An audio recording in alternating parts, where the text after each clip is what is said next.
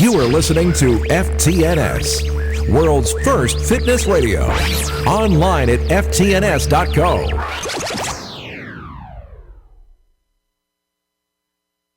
Live the FTNS lifestyle. Follow the FTNS 4-step foundation of focus, train, nourish, sustain. A holistic approach to a balanced health of mind, body, and spirit. Focus. Envision your goal to get inspired. Train. Learn how to stay active and use proper techniques so you'll see results. Nourish. Proper nutrition and hydration are keys to staying healthy and energized. Sustain. The essential 3 R's to sustain your routine. Rest and relax to recover. Build a fitness lifestyle on the FTNS Foundation.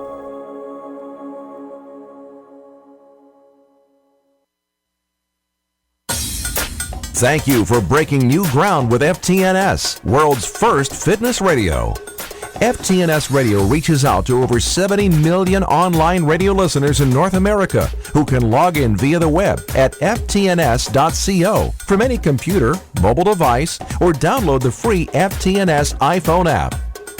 FTNS Radio will include a wide range of shows such as strength training, bodybuilding and figure, nutrition, motivation, family, youth, elderly fitness, wellness, lifestyle fitness, interviews with professionals and enthusiasts, and much more. Programming will contain a mixture of live studio shows, but encourage listeners to call 650-ASK-FTNS or tweet in. Shows hosted over the phone, as well as remote recorded shows where our hosts travel to the story. FTNS Radio is the missing link to help make fitness personal and create a stronger community. FTNS helps listeners to focus, train, nourish, sustain, and foster the fitness community. Follow FTNS on Facebook.com/GoFTNS. Stay tuned for more exciting new shows as we build the fitness community brick by brick. Tune in at 10 a.m. Eastern for Fit You. Your hosts, John and Kelly, will discuss fitness, nutrition, and a lifestyle that will fit you. At noon Eastern, it's time for Jumpstart. Chad and Kat will help you sort through all the fitness myths with the experts in a high-energy format that will definitely pump you up. Listen in to Your Health is Your Wealth with Dr. Cindy at 1 p.m. Eastern. Naturopathic Dr. Cindy Anderson will help you understand your body from a holistic approach. At 3 p.m. Eastern Time, listen to The Nutrition Scoop with nutritionist Jerry Zatkoff. She will cover the latest and ever-changing nutrition information. The Body Shop at 9 p.m. Eastern. It's no accident. Hosts Andre Bricks, St. Clair, and Brian Canone share with you the reality of the bodybuilding and fitness modeling industry as they follow challengers through the Fitness Atlantic competition. This is FTNS. FTNS is excited to announce 3 new shows. Weeknight 6 p.m. Boomers Rock. Get up, get out, keep rocking. Life starts at 50. Motivation and advice for the next 50 years of your life. Hosted by personal trainer Tom Batt. Tuesday 7 p.m. Rowing Illustrated. Hour of Power, where real rowers talk rowing. Hosted by champion rower Sean Wolf. Listen and learn about the world of rowing as Sean talks to the top competitors in the world. Wednesday, 7 p.m., Dr. Sid. Learn how to improve function and performance and avoid injuries just like the Olympians. As host Dr. Sid McCauley, chiropractor and sports rehabilitation specialist, shares his state-of-the-art techniques. Have a question or comment? Join the show. Call 650-ASK-FTNS. That's 650-225-3867. Need FTNS on the go? There's an app for that. Download the FTNS app for your iPhone, iPad, or iPod Touch now. FTNS, world's first fitness radio, will keep you moving.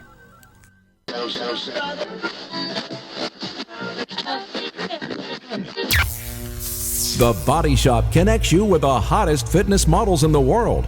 Learn the backstage secrets that most successful bikini divas, fitness models, and bodybuilders use to dominate their competition and land on the covers of magazines.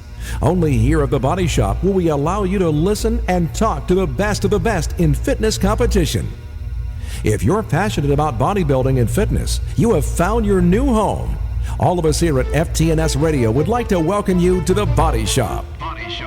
Ladies and gentlemen, let's welcome your host, Andre Brick St. Clair. Yes. Ladies and gentlemen, thank you once again for allowing me into your homes and over the airwaves to present the Body Shop right here on FTNS Radio.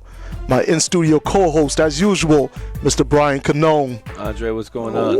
What it do, B? How's everything, man? Man.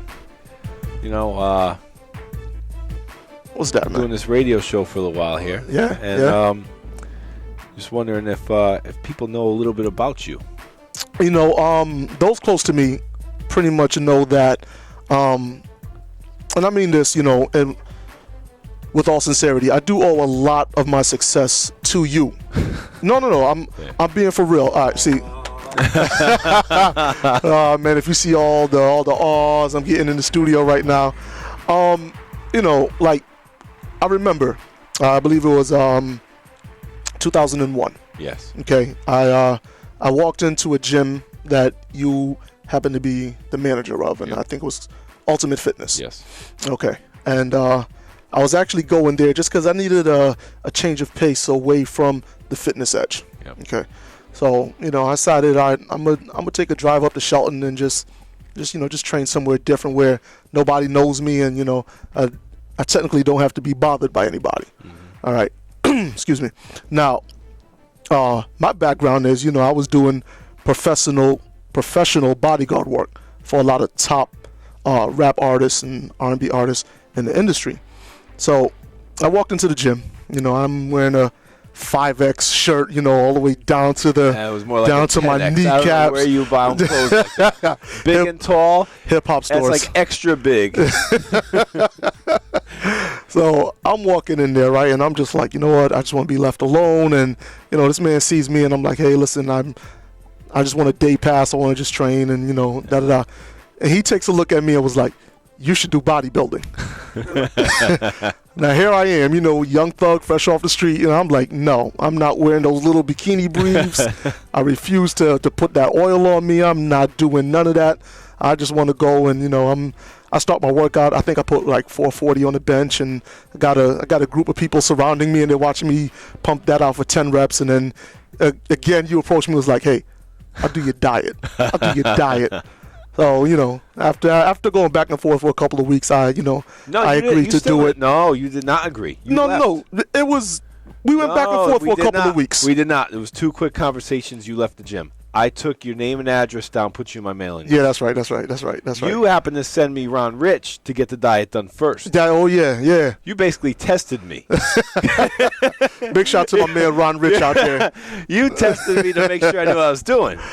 Then you came around. Yeah. Well, see, again, you know, like when I thought about bodybuilding, okay, I had the stigma. You wanted to be big. Yeah, I wanted to stay big. Lose any weight. You know, I mean, I was a skinny kid. Yep. You know, I was 113 pounds in high school. When I graduated high school, I was 143 pounds.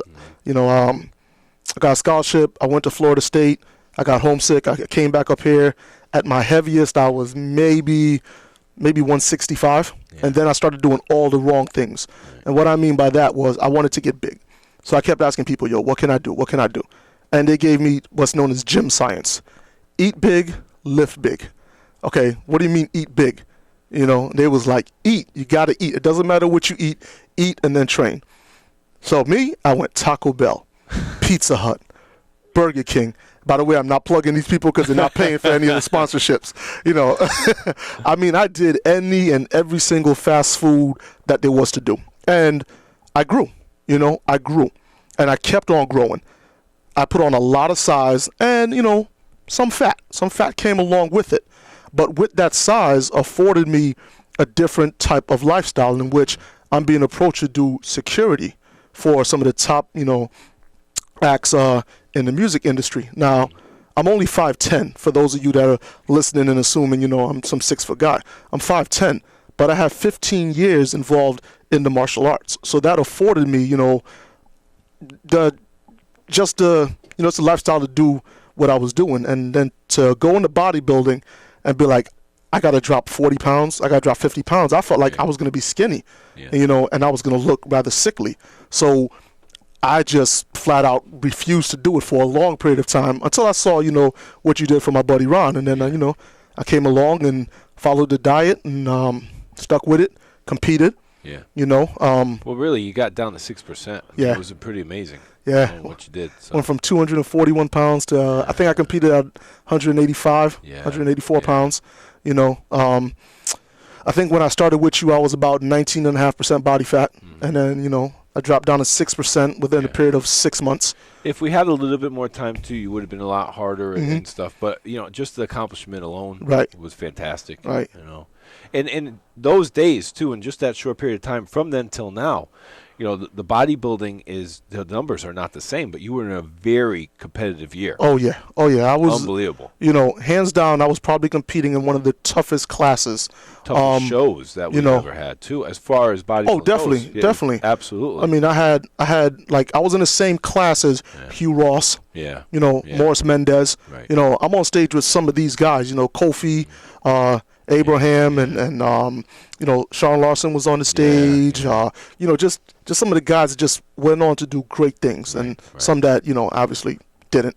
But I really remember your interview backstage too, where I had the two radio guys. Yeah, I remember that. See, it's such a coincidence. We have two radio guys, and now here I am interviewing you. That's right. And you were pretty quiet for that radio. Now those guys were funny. Yeah. I don't know if you expected that, but they were pretty funny. No. I was actually surprised that I actually got picked. Yeah. You know what I mean? Yeah. Okay, so now we're gonna fast forward. So I compete. I do pretty good. Yeah. And then kind of basically lost the love for the competition side of it. I still love the bodybuilding. Yeah. Okay, but the actual getting on stage and putting the oils on really still didn't really grasp me like it does everyone else. So I think you still love it. I don't think you still want to do the lifestyle of it. I don't think you want to be on that strict diet all the time. No. I think you absolutely love the sport. I think you love would the sport. do it again. I think you would if it weren't for the diet. See, the diet is not the hardest part of it. Okay, for me, the diet was actually fun. Yeah. Really? Yeah, for me personally, because I didn't think you really enjoyed the diet at all. Well, because you gave me an ultra strict diet, and I veered off of it, and that made it fun. Just a little cheating, like, can I get away with this? Can I get away with that? But in my heart, I still love bodybuilding. I still train as a bodybuilder. I still eat somewhat like a bodybuilder, but I'm a power lifter deep down inside. Well, you know I think what I mean? From there, then you got a little bit involved too, and you went into learning how to judge. Yes. So you started judging some shows. Definitely. Working backstage at my show. Mm-hmm. And come on, tell the truth. Tell the truth. You know you want to say it. You know you want to say it. All right. You bothered me. That's right. That's to right. MC the show. Mm-hmm. And I was a little hesitant. I'll tell you why. Because tell our listeners why. I'll be straight up. I thought, in the way you speak and the way we talk to each other, that it would be a little bit like ghetto. Right. Okay? Because you talk with a lot of that type of voice. Okay? And most of the time, yes. Yeah, that's your language. Yes. Okay? And I don't know why, because you grew up in Stratford. No. Hold on. I didn't grow up in Stratford. Okay? Let's correct that for the listeners. You're not from the ghetto. When you met me, I was living in Stratford at the time. But I moved from Stratford from Bridgeport, Connecticut. Okay. Okay. Now, whether or not you guys want to claim that's hood or not, that's up for debate.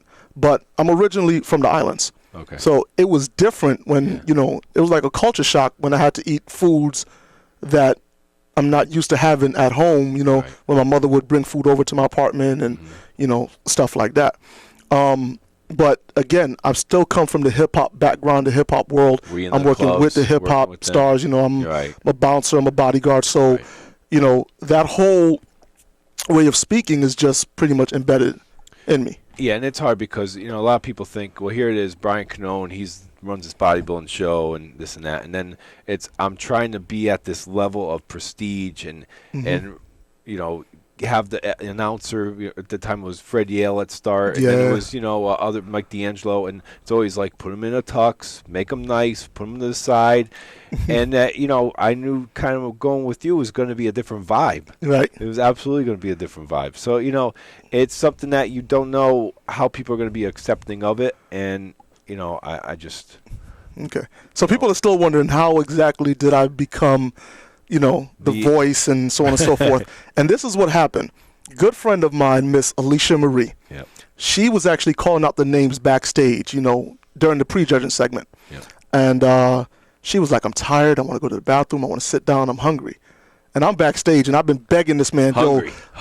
He's hungry. Let She's me hungry. MC. He's hungry for her job. I'm like, let me MC. He's like, no. Okay, well, let me just be the head judge. No. You don't got the voice for it. I said, no problem. Alicia says, I'm hungry. I'm tired. I want to go sit down. I said, go ahead. She leaves. I immediately jump on the mic. Learn to project my voice right then and there. Okay? Start calling out their names. The girls are coming backstage and saying, that's amazing. Brian's fiance, Donna, says to him, I like his voice. I think he would do amazing. Nice. All right? So Brian, in turn, how karma works out, sets me up with Kevin Topka and says, I got to test him. Just like you tested me in my diet. That's why I said karma comes back around. And Brian says, you know what, go do Kevin's show. Like, Kevin is willing to let you try it out. Little did I know that Brian was hoping whether if I did good, okay, I could do Brian's show, and if I fail, you know what, I didn't mess up the prestige of my show. I messed up somebody else's show. So I did good, and that led to just more and more gigs that Brian now has actually been my manager. And when I refer to Brian, I always say this is my agent. Like, any deal that anybody wants to talk to me about, no matter what it is, I always tell them, go talk to Brian. Like, do not talk to me, because I wouldn't be in this position if it wasn't for Brian. So I get a phone call from Brian not too long ago. Hey, I got a chance for you to be on the radio, and we're going to host the Body Shop. What do you say? Why not? You know what I mean? So, ladies and gentlemen, here I am now, So that's just a little rough thing. I mean, we can go deeper and deeper and deeper. Well, the other thing, too, that the big part of that, too, is the fact that, you never gave up on really trying to pursue being that person. I mean, you wanted to MC, and that's really what you wanted to do, and you were persistent, and then the time presented itself. You know? So, no, it's fantastic. Well, because I'm a firm believer in this. If something is in you, okay, now I'm a very spiritual guy, so I'm not going to say, the God thing, because I don't want to offend any of my listeners. But if something is in you and it's something you really want to do, then this is my advice to you guys, and I'm living proof of this.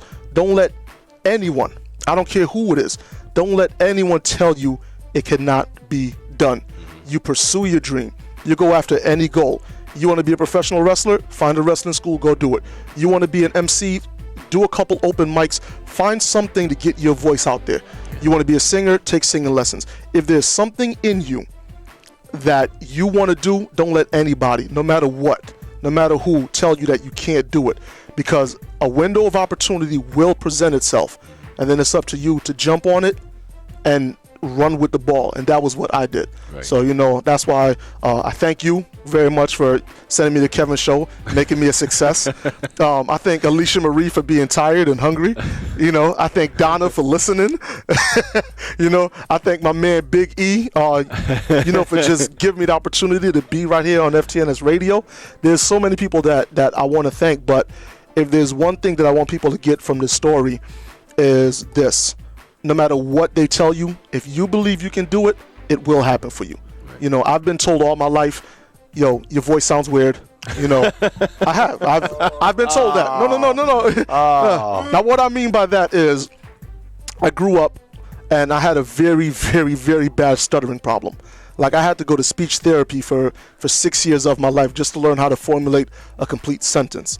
And now here I am now hosting a radio show with Brian Canone. I've been told that, okay, Brian said it himself, you can sound too ghetto. That may be, but that style, that approach works for me because that's truly what is in me. Like, that's who I am. All I learned to do was separate the ghetto-ness from the entertainment value.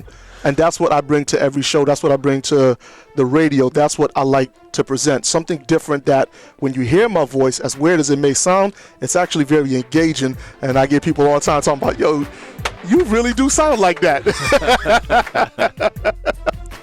So, that's that. But, okay, that's enough about me, because I know that I have a caller on the line.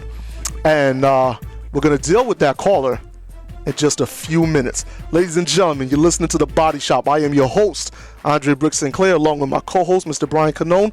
We'll be right back.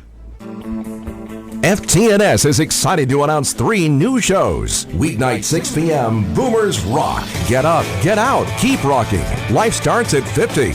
Motivation and advice for the next 50 years of your life. Hosted by personal trainer Tom Batt. Tuesday 7 p.m., Rowing Illustrated. Hour of Power, where real rowers talk rowing. Hosted by champion rower Sean Wolf. Listen and learn about the world of rowing as Sean talks to the top competitors in the world. Wednesday, 7 p.m., Dr. Sid. Learn how to improve function and performance and avoid injuries just like the Olympians. As host Dr. Sid McCauley, chiropractor and sports rehabilitation specialist, shares his state-of-the-art techniques. Need FTNS on the go? There's an app for that. Download the FTNS app for your iPhone, iPad, or iPod Touch now. FTNS, world's first fitness radio, will keep you moving.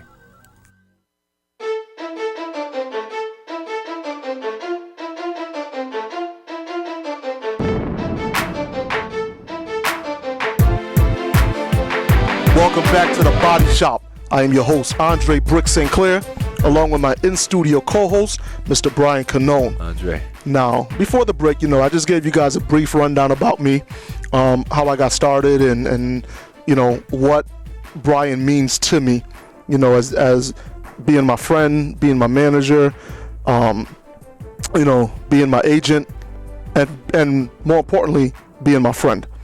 Now, speaking of friend, I know that I have a very special friend on the line. She is the founder of Pole Fitness. She is a former dancer and athlete. She's been a personal trainer for 15 years and a national fitness seminar presenter for 10 years. Ladies and gentlemen, all the way from Long Beach, California, welcome to The Body Shop, Miss Sharon Polsky. Sharon. Hello, gentlemen. How are you? Hi, guys. How are you? Oh, we're doing great. We're doing great. How's everything going with you? Good. It's a little rainy here in sunny California. It's rain since this morning, but other than that, it's all going great. Oh, yeah? Well, the weather is nice up here. It's cold. And, yeah, that's about it. That's about it, I can't complain too much being in Cali. So. Yeah, please don't do that. Please don't do that. All right, Sharon, now, we know that you have a love for fitness and you have a very competitive nature, okay? But what initially got you into competitions? Well, I started competing at the end of 2005. Like you said, I was an athlete and I was a dancer and a performer my entire life, and I really missed both of those. And I was actually at a Halloween party, and I ran into Dina Weiner, who won Fitness America a few years earlier, and she was telling me her story, and I realized that there was something out there that I could compete and perform and kind of scratch that itch that I had had for quite a few years. Okay. What method are you using to get in shape? So it was interesting because I was never somebody that was overweight or heavy, and I always ate pretty well. But, it's so funny. When we get into this industry, we don't realize that, when we eat healthy, that's not the same thing as eating clean. And we all know stage prep or getting us ready is 75% nutrition. Or at least for me, it's 75% nutrition. So I was laughing at the nutrition conversation you were having earlier. And I was like, oh, I eat healthy. I have a great work ethic. I can do this. Until they handed me what clean eating was. Yes, it's a big difference. And here's the worst part about it. You start eating clean, you can't go back to eating Taco Bell and McDonald's because your body doesn't like it. That is so true. To say, Are you sure, Andre, your body doesn't like Taco Bell?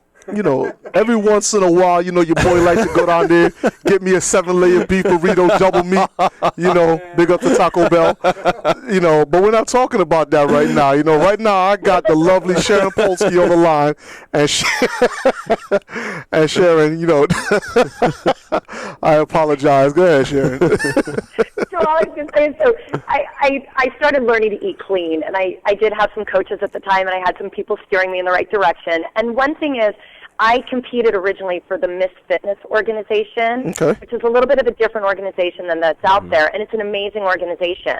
They've got judges that actually, after every single show, will refer you to people that are amazing nutritionists and dietitians that will help you. And I know every organization does that. And so I was really lucky at the time to start with an organization that was really trying to grow fitness. And fitness is different because we're doing, a 2-minute fitness routine. A lot of organizations aren't doing fitness anymore. They're doing bikini. And so in order to grow that, and Miss Fitness only does that. They don't have a bikini division or a figure division or a bodybuilding division. So they need 40 or 50 girls competing doing 2-minute routines.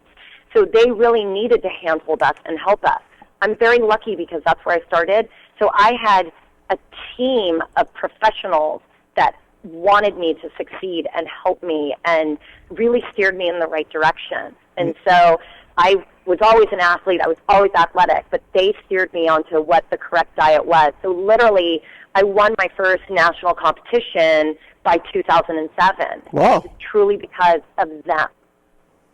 Wow. So in 2 years, you went from, competing for your first time to winning a national level competition. Wow. Correct. Congratulations. Okay. Yeah. Since you did have a team to help you, all right, for somebody starting out, they may not have that. How important is that support system, and how important was it for you to have that support system? I think it's absolutely imperative. I hear from girls all the time, Facebook is an amazing thing. We get a lot of fans. And they're not, everybody would think they'd be like the gross, grimy male fans. That's not what we get. We get these fans that are girls out there that want to be like us. They want to look like us. They want to do what we do. And they find us on Facebook. And what 99% of the girls that contact me on Facebook say is, I've been floundering around the internet for the last 2 years, and I can kind of get in shape, but I never look as good as you do when you step on stage. What is your secret weapon? And I have to tell you, you have to find a coaching staff that is professional, but also specializes in what you want to do. If you want to do fitness, you can't do a 2-minute fitness routine doing a lot of water depleting and carb depleting because you're never going to make it through your routine. That's right. So you've got to find a way to you cannot do it by going around the internet. And the beauty is if you call any organization out there, and I know, Brian, you can agree to this, and say, I'm looking to get into this organization, who do you recommend in my area? You will know people. Every organization out there will either know a trainer that can help, or there's a lot of national trainers right now that have ambassadors or coaches in every metropolitan area, but they're all linked together, and they all use the same coaching philosophies. But it is 100% the most imperative thing in your preparation for your show. But I have to tell you, you can be the most drop-dead gorgeous girl walking down the street, but if you don't have the stage presence when you step on that stage, you will not even be a top 15 contender, because it is so different between looking the part and also being able to act the part. And that's your coaching staff needs to teach you to walk in those shoes, how to wear a bikini, how to pose if you're doing figure, which I've had a little stint at figure in my time too, and it's one of the hardest things you'll ever do. Right. Figure. Okay. So that staff is the most important thing that makes up your success. I'm very glad, Sharon, that you did touch upon that. And what I mean by that is when you said you could be the most drop-dead, beautiful, gorgeous woman walking, but on stage, it really doesn't mean anything if you cannot present a complete package. And I know I'm just paraphrasing, but there are a lot of females out there that may not understand what the fitness competitions is all about, may not understand what a figure competition is all about, and they're looking at it as most guys do, and they're looking at it like, okay, it's a beauty pageant. It really doesn't matter how I look as long as I smile big and I'm pretty. And you basically just debunked that whole myth. So, I want to thank you for that. And I learned it the hard way. And that's the thing is for me, I learned it the hard way. I walked on that stage, and I was like, I can't believe I'm not top 10. I thought I would be top 10. And I looked at my pictures in a photograph. I looked as good or better as any of those girls. And it wasn't until I saw a video of me on stage, and I was like, I need a coach. I need somebody. And you know what I call it? I call it the X factor, and nobody understands it. You understand it if you're a judge, because if you're a judge, you sit up there and you watch 100 girls walk across that stage. So to find 10 out of 100 that you love, they better have something that stands out. Absolutely. It's not a pretty face. Right. Girls winning are definitely not the prettiest girls on that stage in their faces. But they have a dynamic personality that they walk on that stage, and you as a judge cannot take your eyes off of that girl. And some women have it, they're born with it, and some people like me, it was something I had to learn. And I was so lucky because the part of the story I didn't tell you guys about my start is that I'm the only person that competes in fitness and does a pole dancing, a pole acrobatic fitness routine. The judges hated me. They told me pole dancing wasn't fitness. They hated me. So the first 2 years of competing, I was completely ostracized. I had coaches that wouldn't even talk to me. Judges thought I had no business being on that stage. And then there was a woman from Boston that saw me backstage, and she said, she introduced herself. Her name's Kathy Savage. And she said, Sharon, I think you have something here. But I'd like to teach you something. And the one thing you need to learn is, A, you need to learn to stop caring what other people think about you, because what you do on that pole is more amazing than what these gymnasts are doing flipping across the floor. Right. So first, you have to stop caring what people think, because that comes out when you're on stage. And number two, you need to learn to make the judges love you, and it is with your eyes. And I didn't understand what she meant until I kept competing for another year. And it is a sparkle that these girls on stage have in their eyes that the judges cannot take their eyes off of them. And it was the hardest thing I've ever had to learn to do in my life, hands down. Okay, now when you say the hardest thing you ever had to learn how to do, okay, and we're talking about, your unique approach to fitness, which is the pole dancing, all right? Oh, yeah. Okay, so the sparkle in your eyes, why would you say that is one of the hardest things that you ever had to do or learn? Well, it is interesting that you say that, because I am an acrobat. So I perform in nightclubs, but when I'm performing in a nightclub, it's dark. And so people are looking at what I do, but I never realized what the eye contact I had to make people want to watch me. But when you compete in fitness, but first of all, the stage is enormous, and I'm 5'5", so I'm this little girl on this great big stage, and there's a lot of lights and music and things going on. You have to own this larger-than-life space, and the way you own it is the way in which you bring people in and you make people want to watch you. And part of that is the way you move your body, but part of that is the way you make eye contact with somebody. You can't, stare them down and intimidate them. Look, I'm from Long Beach, California. I can get into a stare down with anybody, but that is not going to get the judges to want to watch me. It's not going to happen. So I've got to find a way that makes me sexy and warm and likable without ever opening my mouth. And I'm a good talker. I can talk somebody into liking me, but when I'm on stage, all I have are my eyes to make somebody like me. And we're only up there for a minute. Now, I just want to comment on when we were going to call you, and I told Andre who our guest was, and I said, she owns Pole Position Fitness. He looked at me, and he was just like, really?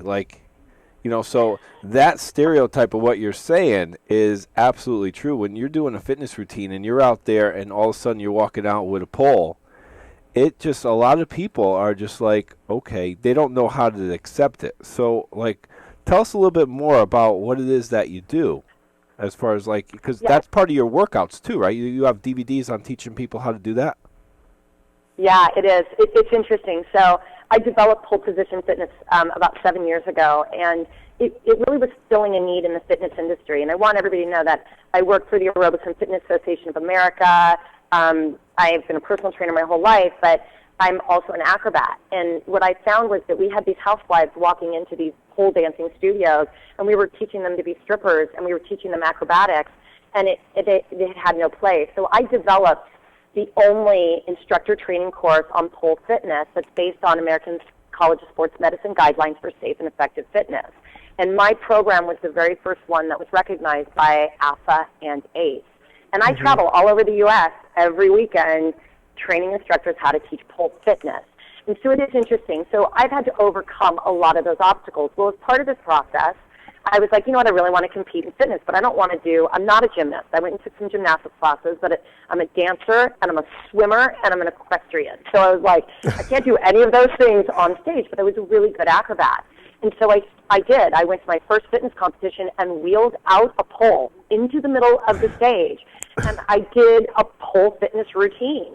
And it was funny because when I first rolled it out, people would be like, oh, my gosh, she's a stripper. She has no business there. And people were so mean to me. Right. And the first year, I did like a North Pole routine, and it was a red, white, striped pole. Exactly. So then the next year, and that was a little bit of a frustrating year because we were on the Fear Factor set, and there was no room for my pole on that set, and it was a really rough year. And I was like, oh, I don't need to do this anymore. Then the next year, I did a pirate routine, and I used literally Disney Pirates of the Caribbean music, and I had children in the audience applauding me, and parents looking at their children like, I can't believe you're applauding this stripper. Trying to see my routine. There's nothing stripperish about my routine at all. And then little kids would see me at fitness shows and go, there's the pole girl, there's the pole girl at a fitness competition, and the parents are like, oh my gosh, my kid's in love with this girl. So then I did a Survivor routine the next year, and then the next year I had some major medical problems, and I thought I was going to have to retire from fitness. And it was actually 2 months before Miss Fitness Finals, and one of the head judges said, you know what, Sharon, just do the show. And I was like, I went back to my roots. So my roots are modern dance. I grew up that way.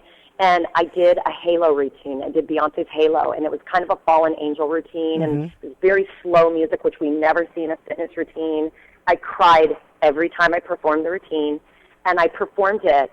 I performed at both of the Miss Fitness Finals, and that year I was 5th, and I was 11th in the world. And then I've also performed it at Fitness America, where I was 2nd in the Classic Division, and people in the audience were crying for a fitness routine.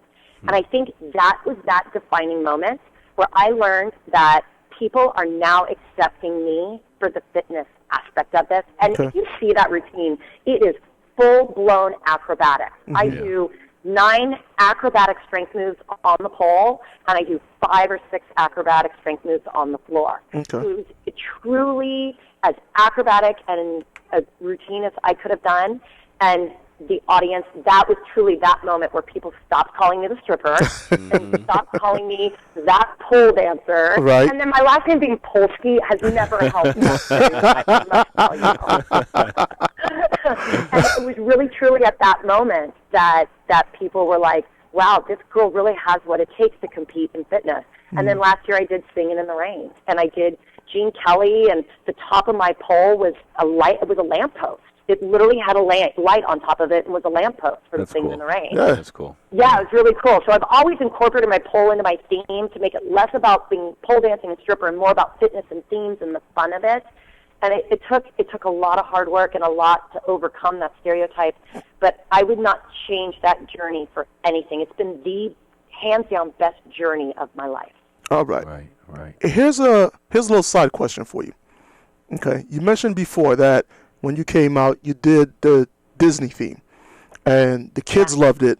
The parents were more along the lines of, oh, my God, what is my kid doing? They're in love with a stripper, and et cetera, et cetera.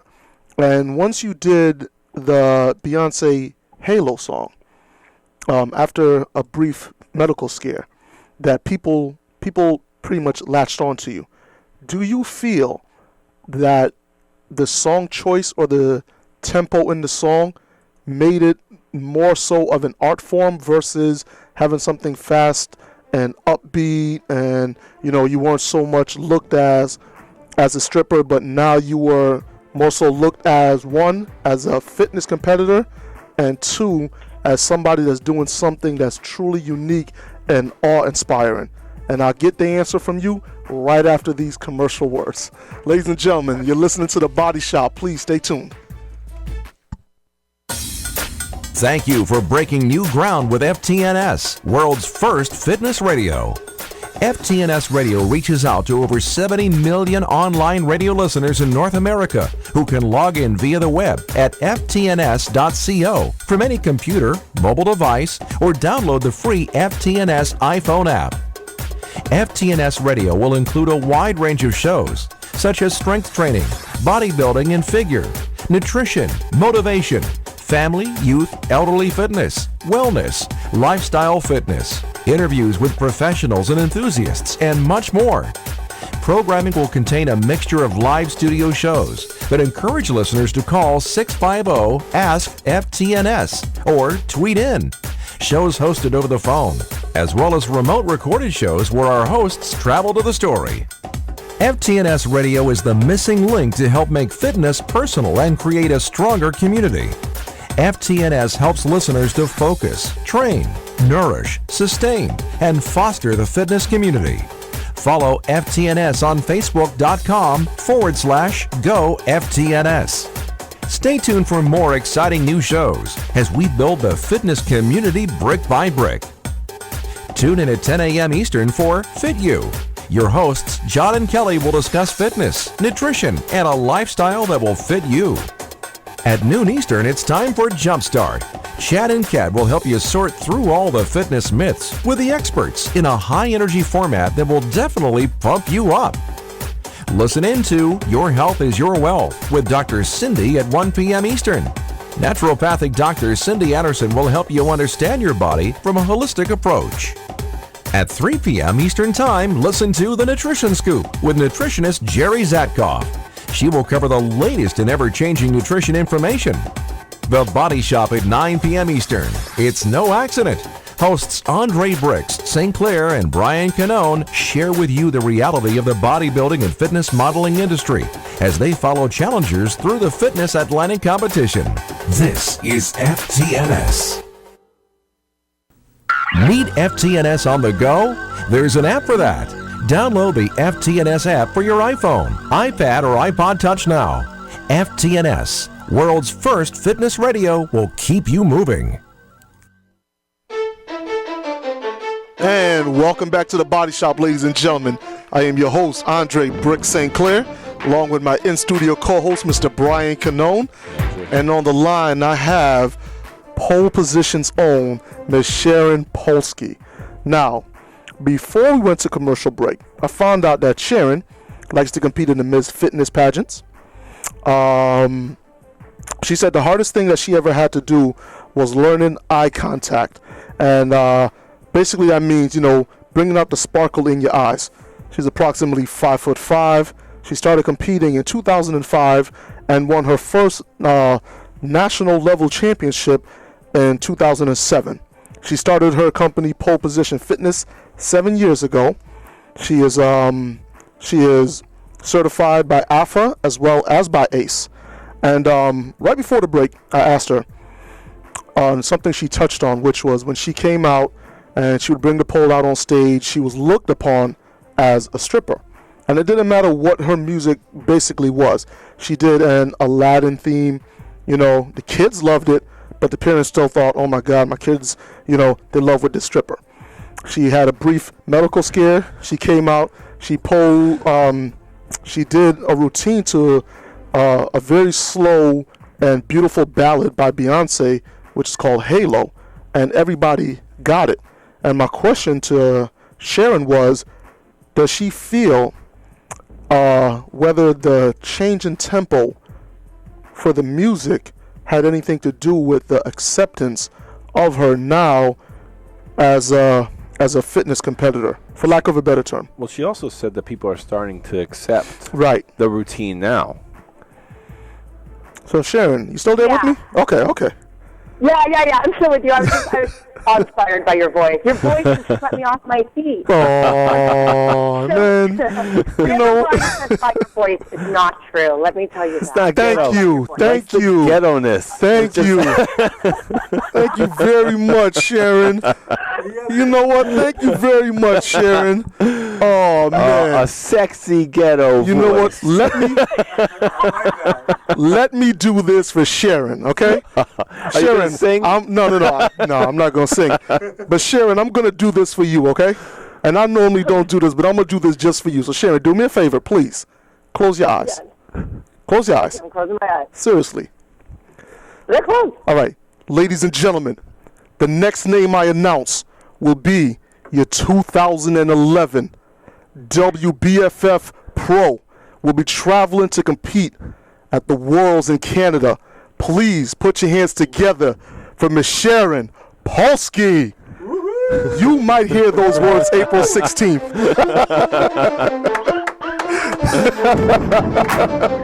See, that voice is perfect for that job. Did I tell you that you're my favorite so far?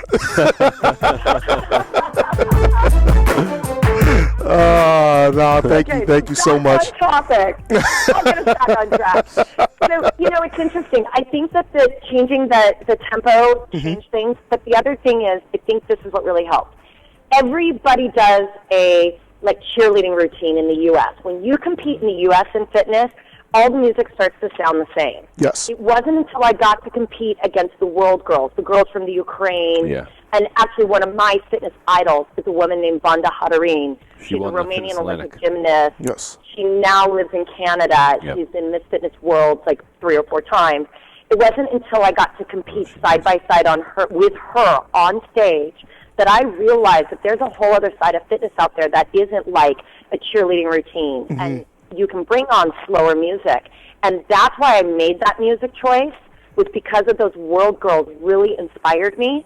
But it is what changed the perception of people, because what I think happens is that music, the gymnastics-y type music, is very distracting. Yes. But when you use one single song, you can't be distracted from what I was actually doing on that pole, which wasn't anything sexy. I literally had to hold, being upside down on the pole, being held on by literally one finger of one hand and one finger of the other hand suspended straight up in the air parallel to the pole, and for 5 seconds. Because when you use slow music, you can't fall out of a strength move. When you use fast music, you can go from strength move to strength move. Nobody even knows if you held it or not. Right. That's true. And those world girls are the most inspiring things you've ever seen. And that's what inspired me. So when people really got to see what I actually did on a pole, it truly was because I slowed down the music. Right. Some judges hated it, but 90% of the judges to this day ask me if I'll do that routine again on stage. That's right. And now the main reason that I did ask you about the acceptance is primarily because song selection can either make or break your routine, and you are currently living proof of that just by the testimony that you recently gave. As far as the parents not accepting it, but the kids liking it, to when you just changed it up and made it more personal to you. And as you stated that, there's been times that you've been on the pole and you've cried because you felt it so much.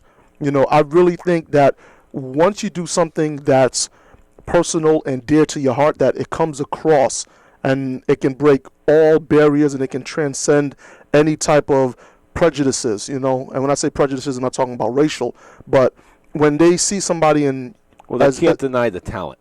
Exactly. That's absolutely right. I agree. You can't deny that there's talent there at that point. Right. I totally agree. Okay. The other thing is, you mentioned too, those world girls that do come in from these other countries, when they come in, and I've seen some routines that were so unique, right, that as judges, I mean, it's you really have to have various backgrounds in many things to really be able to appreciate, because some of their creativity is unimaginable. Like you would not think of what this is. Where when you start to see some of these competitions, it's repetitive. There's a lot of very similarities in these things. These girls are coming in from all over the world that are doing things that you've never seen before. And Vonda was one of them. She won the Fitness Atlantic in 2006. Correct. And, unbelievable. Like, we compare her. She is like. But can I say something? I'm sorry to interrupt, Brian, but the one thing about Vonda is there's a lot of great gymnasts that compete in fitness, and this is going to go back to that base thing I was talking about earlier. Yeah. You can take an amazing gymnast and have her compete in fitness, and she will not win. Vonda won because her eyeballs, she can be walking around on her hands for a minute on that stage, but her eyeballs and her face are engaged with the audience the whole time. People don't get that. When they are on that stage, it has so much. You can be so talented, but you got to be the whole package. Vonda is body, beauty, and her ability to perform is unbelievable. She's one of the best. Mm-hmm. No. Absolutely. Wow. Absolutely. I mean, we were comparing her to two people, Catherine Zeta-Jones and The Matrix. You combine those two, and that was what she was like. Wow. Wow, that is amazing. Okay, now, as we're speaking of Vonda, and Brian stated that Vonda won the Fitness Atlantic in 2006. Now, Sharon, I know you're competing this April 16th, 2011, at the Oakdale Theater. Okay? What is that experience going to be like for you when you walk out on that stage and realize, okay, I'm no longer in a high school auditorium, but I'm actually at the Oakdale? You know what I mean? Like, you're gonna say. I do know what you mean. So you have to understand. Poor Brian has probably gotten 9 emails from me in the last 3 months as I was making this decision of whether or not I was going to do this. So, Andre, I am coming over to WBFF because Miss Fitness is being postponed indefinitely. So I kind of felt homeless. I kind of felt like this was going to be my year to retire. I was going to do Miss Fitness one more year at a time, and I was going to retire. And I had been in the gymnastics studio all winter long, and my body looks great, and I'm like, oh my gosh, I should have been eating cheeseburgers all winter. What am I thinking?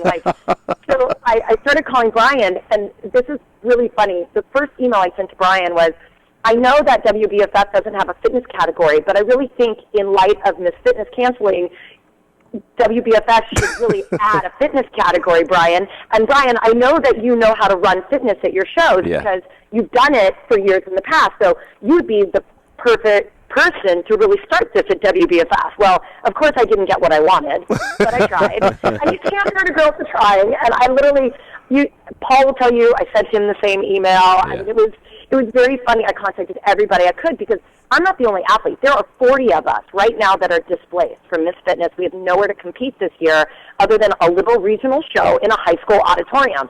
And it's so funny that you said that, Andre, because when you're a national fitness competitor and you've competed on these big, beautiful stages, you don't want to go back to competing with 2 girls. Remember, when you're in a local show, it's you and 2 other girls competing in fitness. That's right. It's not you and 40 girls.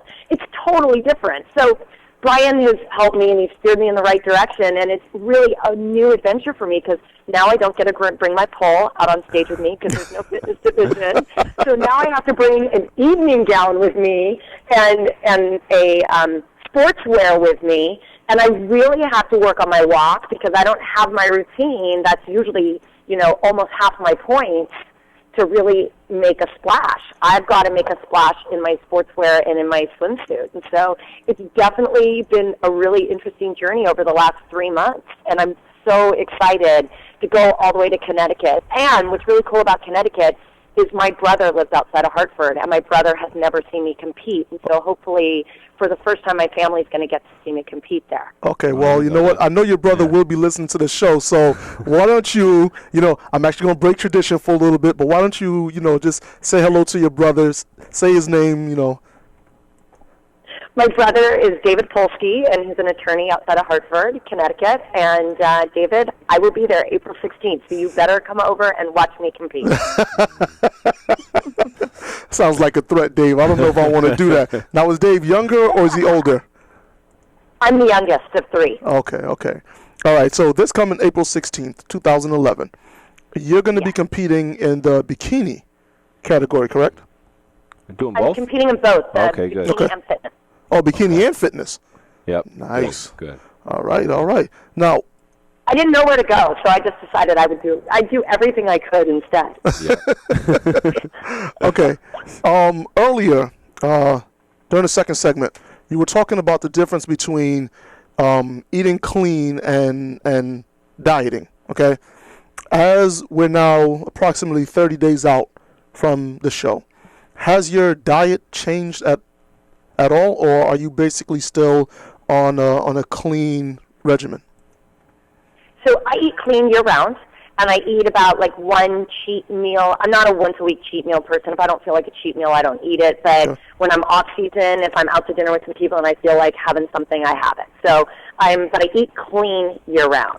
So then when I'm 5 weeks out from a show, I start taking things out of my diet, and I start to see what happens to my body. If my body responds very, very quickly, then I maintain that diet and that level of exercise until about 7 days out, and then I start some Hell Week dieting and stuff like that, which I'm sure all of us can relate to. But so right now, I started taking dairy out, so I have one serving of the dairy once a week. That's it right now, and that's a little half and half in my coffee on a Sunday morning as my treat.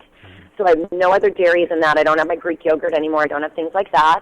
And then I start, personally for me, what I found really helps me is I only eat all natural starches. So for me, I don't do well with oatmeal. A lot of people will swear by oatmeal. It just doesn't work for me. Rice cakes, those kind of things don't work for me. So when I get to be about 5 weeks out, and I get a lot of bloat from those things, and that's why. Right. So when I'm about 5 weeks out, I go to sweet potatoes, butternut squash, yams. I might get a little bit of quinoa, but I really am, and that's about it. Those are my staples of my starches, and I cycle those through every day.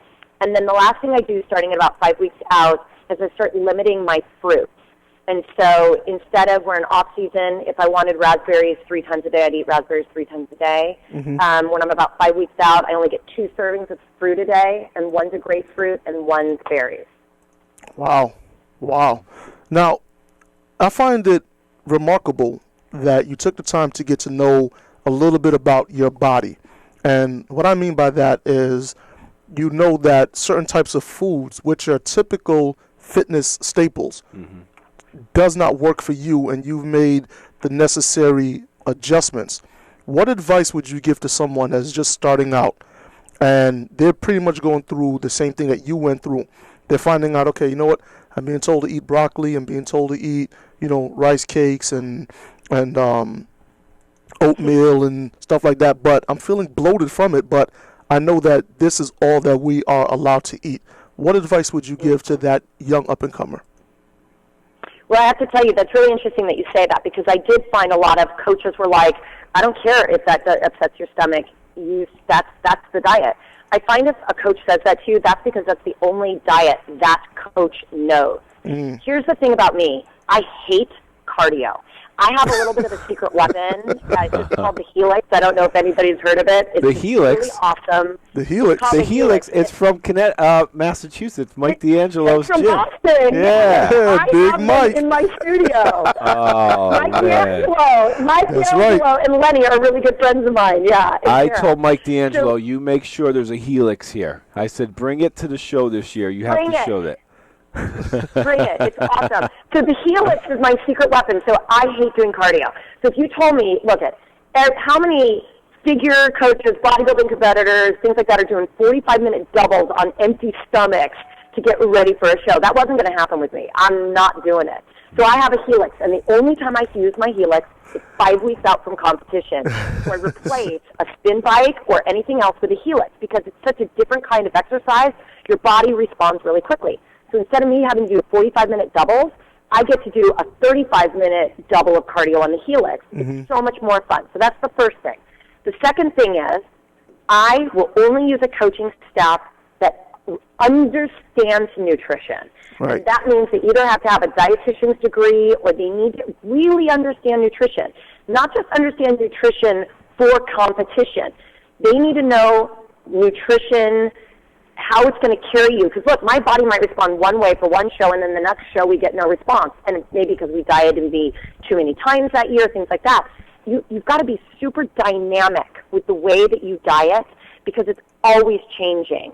And so it's interesting that anybody that says you can only eat double-boiled chicken and half of a sweet potato and broccoli, and this is all you're going to eat before you go on stage, is somebody that doesn't know enough about their nutrition.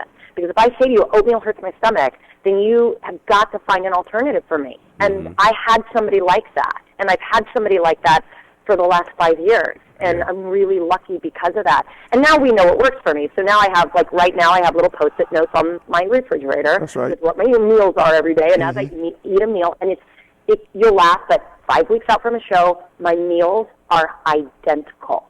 They don't change year over year, competition over competition. It's the exact same meal. It just gets posted on my fridge again. Yep. Right. Once you know what works, Yeah. just do it again. Stick with it. It's that old saying. And the other thing is for fitness competitors, I will tell you, or bodybuilders or figure competitors or anything, they're really afraid to ask questions. Some of these coaches that coach these girls out there are starting to be looked at like they're gods. And these girls are so afraid that these people won't coach them anymore if they ask a question. Right. And I've seen this a lot in figure. I competed in figure at Figure America 2 years ago at the Fitness America organization in Las Vegas. And I saw this a lot backstage with these girls. They were so afraid to even ask their coach a question because they were afraid that he wouldn't coach them or she wouldn't coach them next year. Right. I'm paying you for a service. Right. You are my coach. I should be able to cry on your shoulder because I started my that time of the month without feeling like you're not going to coach me again. I don't understand this concept, but I hear this from so many girls. Let me tell you, there are coaches out there that are phenomenal, that would love to coach you, and you can ask them questions, and they don't mind. If you have a coach that won't let you ask them a question, it's not okay, especially with women. You know, women's bodies are a little different than men because our cycles are so crazy. That's right. Okay, now, speaking of cycles, all right, please give out your website so somebody can get in touch with you and find out more about pole position. For sure. So we are polepositionfitness.com, and we're located in Long Beach, California, which is just south of Los Angeles. But I travel all over the United States every year. So even if I'm doing an instructor training course, even if you're somebody who has never touched a pole, you can come and participate in that 8-hour course, and it will be the most fun time of your life. And literally 3 weekends of every month, I am in a different city. So I will be in a city near you. That's right. Actually, the next city you will be in will be Wallingford, Connecticut, April 16th, 2011, for the Fitness Atlantic Championships. Sharon, thank you so much for calling into the Body Shop. I appreciate you, and I will see you there. Now, ladies and gentlemen, we do have to go, but always remember, success breeds envy. The best revenge you can have is success. I gotta go. I'll see you when I see you.